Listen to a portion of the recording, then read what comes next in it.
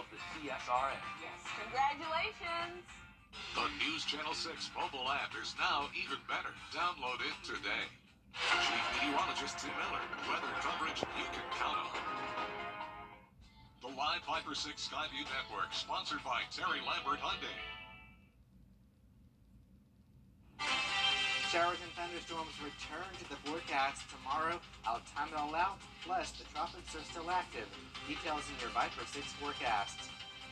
Right now on News Channel 6 at 4, the latest on Augusta's plans to address the problems with the Olive Road overpass.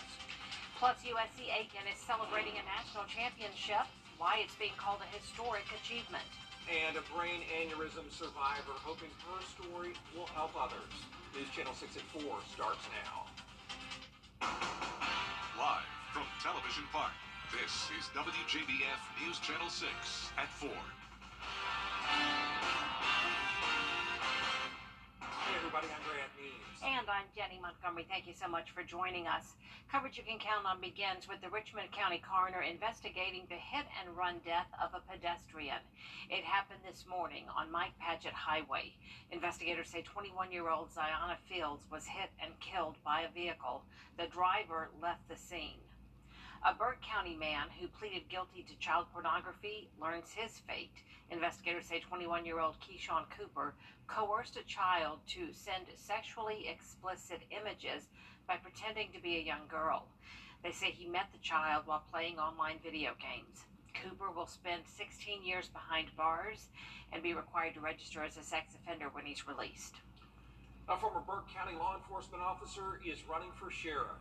Lewis Blanchard retired as chief deputy of the Burke County Sheriff's Office back in 2020. He's challenging his former boss and current sheriff, Alfonso Williams, in next year's race. The public is invited as Blanchard makes his formal announcement tomorrow night at 6:30 at the First Liberty Market in Waynesboro. CSX Railroad and Augusta leaders are working together to find a solution to the hit parade at an Augusta bridge. Yeah, both the company and the city are getting really frustrated with the number of times the Olive Road overpass has been struck by trucks. There's our senior reporter, George Escala, live on Olive Road. And George, it's a safety issue, sure, and a cost issue for the railroad. Well, that's exactly right, Brad. It's CSX saying that over the past 3 years, the number of hits at the Olive Road overpass have increased. Now, this despite 32 separate warning devices alerting drivers of the low bridge. CSX saying that it has spent $250,000 in repairs over the last 3 years due to this bridge getting hit. Commissioner Wayne Guilfoyle pushing the idea of a chain curtain at bridge height to alert drivers. But Augusta traffic engineers saying this safety device is not recognized by Georgia DOT. However, it is working elsewhere. Now, the research on these other cities that had implemented the curtains with the chain in a PVC pipe has been a success. Now, will it stop everybody? No. But if it stops 80% of the people, we won't know about 80% that turned off. Now, CSX saying the Olive Road overpass and another bridge in Athens, Georgia, are the two most hit bridges in the state in their system. CSX saying right now they're holding off on a plan to reinforce the bridge that would actually raise the height, but only by 2 inches. Reporting live in Augusta, George Escala. Now back to you. All right, George, thank you. Happening now, a public hearing on the potential renaming of an Augusta City Park and City Building. Some commissioners want to rename the Riverwalk for former Mayor Ed Mack. On that, and if it'll hit the U.S. coming up in your Viper 6 forecast, Jenny. All right, thanks a lot, Miller. The USC Aiken community is coming together today to celebrate a national championship. News Channel 6's Graham Lee has more on this historic achievement. They call it eventing here at USC Aiken, but you know it as equestrian. And Wednesday, the school got to celebrate what this team accomplished just a couple months ago. The eventing team traveled to Mill Spring, North Carolina this past May to compete in the 2023 Intercollegiate Eventing Championship. Competing with big schools including Georgia, Auburn, and Kentucky, the odds weren't in their favor. But the Pacers finished first and won the first national championship in USC Aiken club team history. It means the world to me. Even though it's several months later, it still feels very unreal. It just goes to prove that any team can make it, no matter how small. All the members of the national champion team are returning for the new season. And with the championships coming here to USC Aiken next spring, the Pacers are in a pole position to defend their title. In Aiken, Graham Lee, WJBF, News Channel 6. If you live in Bamberg County, there's good news coming your way. High-speed internet could be just a click away. This morning, leaders announced the federal government is investing $24 million in Bamberg and Orangeburg counties so they can build out high-speed internet connections on farms and in homes and businesses. The funding is part of President Joe Biden's Investing in America agenda. Well, the next step is to build it out, and that's what they're going to do. And then the applications need to be made. In fact, we're asking people to start applying now. We know exactly where we can be building, so people should start making their applications now so that when the cable gets there, they'll be ready to benefit from it. Check out WJBF.com for more information. A program in Richmond County that helps young people stay on the right track is getting more money. It's a partnership between the juvenile court system and school system. Here's News Channel 6's Kim Vickers. The Georgia Department of Education just gave Thrive nearly $54,000, which will go a long way to help the program. Boost, or Building Opportunities in Out-of-School Time, provides up to 3 annual grants for community organizations that help kids when they aren't in school. The Thrive program was started 5 years ago by the late Judge Doug Flanagan. It helps students who have been a victim of a crime or abuse, those who've committed a crime, and those with addictions, among other things. Program coordinator Dr. Audrey Armistad says that for many, Thrive is an alternative to jail time. Everything that we do here at Thrive is an intervention to keep kids from going further into the penal system. We challenge ourselves to make sure that none of the kids in our program get into any additional program. We'll not always win, but that's our goal. The 2 things the kids know I don't compromise on, that's their education and their behaviors. The Thrive program serves about 60 kids a day, or about 240 kids a week. To learn more about the program, just find the story on WJBF.com. In Augusta, Kim Vickers, WJBF News Channel 6. Augusta Technical College looking to provide more job opportunities for students. They're teaming up with the Savannah River National Laboratory to get it done. They signed a memorandum yesterday that gives current and future students opportunities in IT, electrical training, robotics, just to name a few. And the goal here is to help grow the national laboratory workforce. So every program that we offer, we want to ensure that there are local jobs for those community members. If there's not a local job attached to it, we're not going to offer it. Careers at a national laboratory are incredibly rewarding, and they can be incredibly long. So you can be very stable in this community at an employer that's, just across the river. In January, 20 students from Augusta Tech will also participate in an apprenticeship with SRNL. The month of September is Childhood Cancer Awareness Month. Local health experts are talking about the things they do to help children with that diagnosis. About 400,000 kids around the world develop the disease every year. The State Department of Public Health says around 450 children between birth up to 19 will be diagnosed with pediatric cancer each year in Georgia. People say they're a kid, they're going to bounce back, and that's true. I love treating kids because they are made of a combination of plastic and steel. They bounce, and they're resilient, and they're tough, but it's also a pretty heavy thing for a kid to go through at all ages of development, whether they're very young or a teenager. Coming up on News Channel 6 at 7, a look at what the Children's Hospital of Georgia provides for families who face a cancer diagnosis. September is National Brain Aneurysm Awareness Month. Tiffany Hobbs spoke to a local survivor about her experience and where she found her purpose.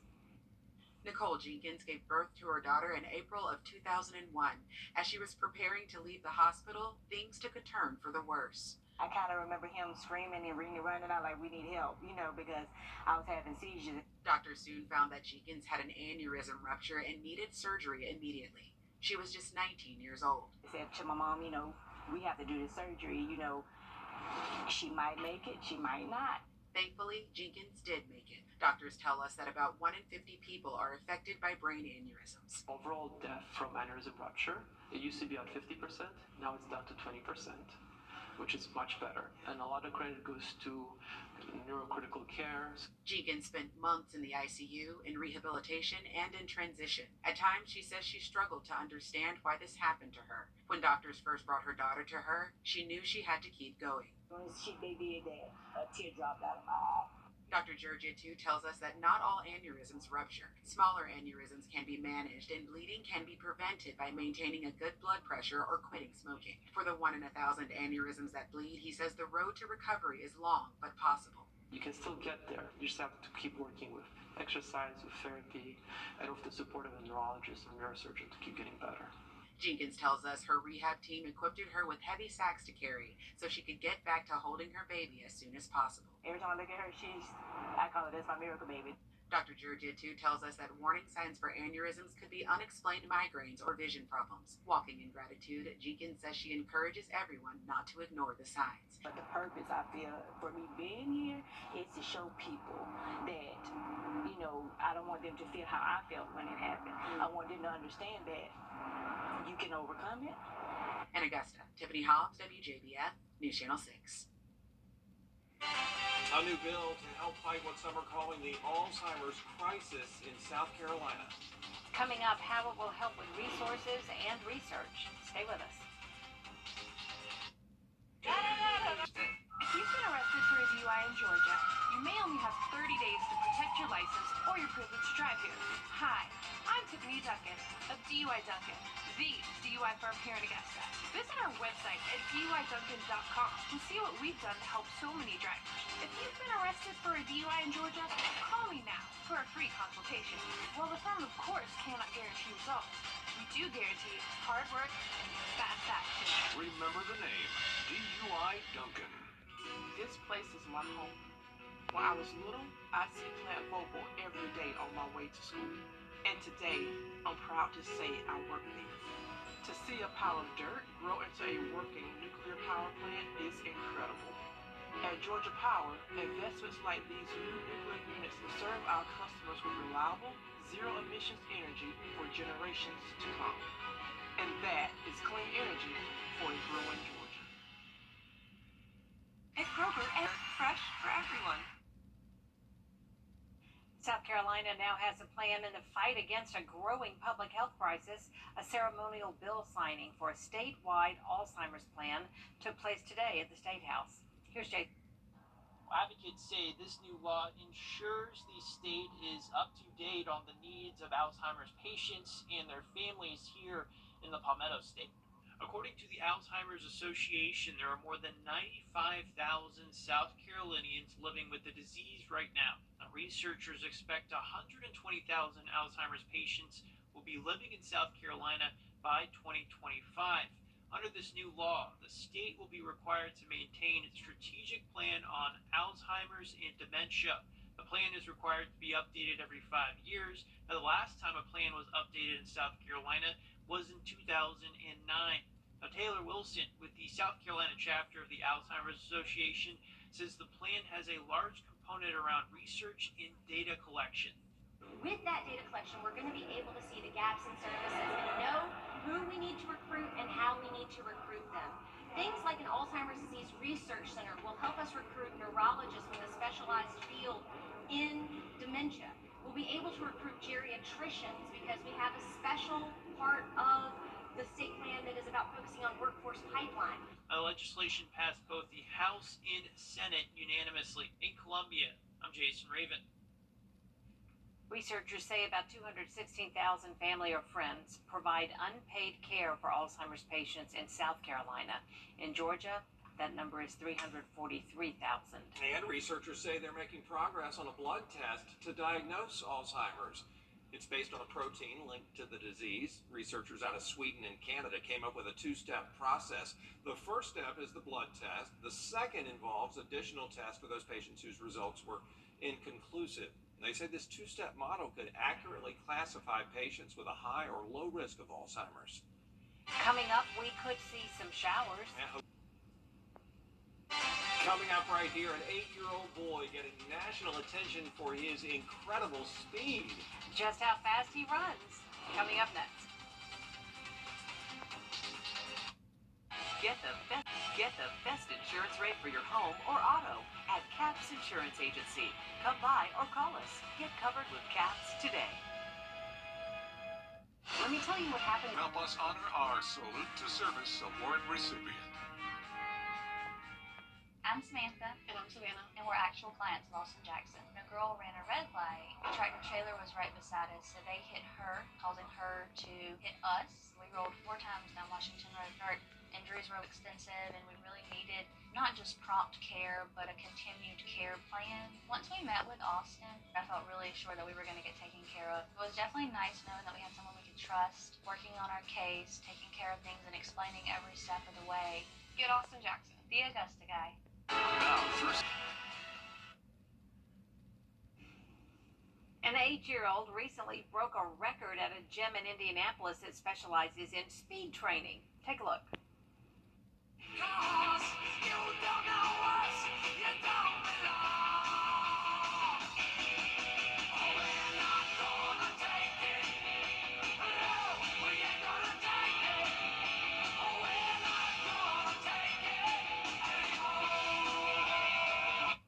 Wow, that's what 16.1 miles per hour looks like. The facility record of that gym in the 8-year-old boy category. This video has been viewed 7 million times. Oh my gosh. I guess 7 million and one now, too. That is very, very fast. Sure is, man. I like the spotter, though, making sure. Oh, yeah. The kid doesn't just fly down. Do you know how fast that would have been on my face? Oh, me too, instantly. That was incredible. There's more coverage you can count on coming up at 4:30. In the Atlantic, as Tropical Storm Lee is now Hurricane Lee. That's poised to become a major hurricane. Where is it going? We'll talk about that and the rest of your forecast straight ahead. Right now on News Channel 6 at 6, finding solutions for the Olive Road Bridge. How the city's working with CSX to address the problem. Plus, surviving a brain aneurysm. We'll hear from a woman who says her child helped her in the fight. And raising awareness of pediatric cancer. We'll hear from a doctor as Your News at 6 starts now. Live from Television Park, this is WJBF News Channel 6 at 6. Good evening, everyone. I'm Jenny Montgomery. I'm Brad Means. Thanks for joining us. We do appreciate it. As coverage you can count on begins with CSX Railroad and the City of Augusta trying to work together to find a solution to the hit parade at an Augusta bridge. The company and the city are frustrated, Jenny, with all those times that all those trucks run into the Olive Road overpass. Over and over. Senior reporter George Escala is live now on Olive Road. And George, it's a safety issue and a cost issue for the railroad. You don't have to tell CSX that this overpass behind me is a hit. It's also a target, as some city officials want to raise the curtain to put a stop to it. People in Augusta know all about the Olive Road overpass because how often it gets hit, and so does CSX, and safety is the concern. In Georgia, it's the second most struck bridge, but it's also the most consequential. So absolutely, I mean, safety is really paramount to us. Craig Camuso telling city leaders CSX is ready to partner with Augusta to find a solution for the strikes at the overpass as the repair bill continues to grow. We are up around $250,000 probably over the last 3 years with the bridge strikes alone. The company is looking to reinforce the bridge to limit damage when it gets hit. That would raise the bridge, but by only 2 inches. The real purpose, make it stronger. If a car is to come and unfortunately hit that bridge, I don't want to think about the damage that could be done to the car, but that's of course to really protect the bridge and the tracks themselves. In the meantime, Commissioner Wayne Guilfoyle pushing a plan to hang a chain curtain at bridge height to warn drivers. However, Augusta traffic engineers are raising concerns. In the state of Georgia, A device like this is not an approved traffic control device. Now, it doesn't mean there isn't one that is approved. I have not seen this particular device. But Guilfoyle points out the curtain is in place in other cities. Now, the research on these other cities that had implemented the curtains with the chain and the PVC pipe, it's been a success. Now, will it stop everybody? No. Now, CSX says it understands that closing this road is not an option. They say if the city wants to put in any safety device, that would be at the city's expense. The city will be getting an update on the curtain plan in about 4 weeks. Reporting live in Augusta, George Escala, back to you. All right, George, thanks. People giving their opinions on a proposal to rename Augusta's river. September is National Brain Aneurysm Awareness Month, and a local woman who survived an aneurysm rupture shared her story with News Channel 6. She's Nicole Jenkins, gave birth to her daughter back in April of 2001, and when she was getting ready to leave the hospital, things took a turn for the worse. At just 19 years old, Jenkins had a brain aneurysm rupture, had to have surgery right away. She says she struggled to understand why this happened to her, but when doctors brought that baby girl to her, she knew she had to keep going. But I was determined because I'm like, I got a brand new baby to get to. So, and every time I look at her now, 22 years, she's 22 now. Every time I look at her, I call her, that's my miracle baby. That's my baby, and she reminds me of that. 22 years flies by, doesn't it, Ms. Jenkins? You can read her full story, and we encourage you to do that on our website, WJBF.com. The head coach of the Richmond Academy football team sharing a heartfelt message after one of his players died over the Labor Day weekend. Sophomore Savon Small drowned at Points West Park on Labor Day. Today, in a Facebook post, Musketeers head coach Keenan Grissett said, quote, "Huge love and support to ARC football and the program. His mother needs our love and prayers now more than ever. We love you, kid, now and forevermore." Number 43. Grissett is in just his third week as the team's head coach. Players and coaches are dedicating the season to Savon and have changed their profile picture to his number. They're asking you to use hashtag SavonStrong to show your support on social media. There will be a balloon release just before the junior varsity game tomorrow night at 6:30. Still ahead right here on News Channel 6.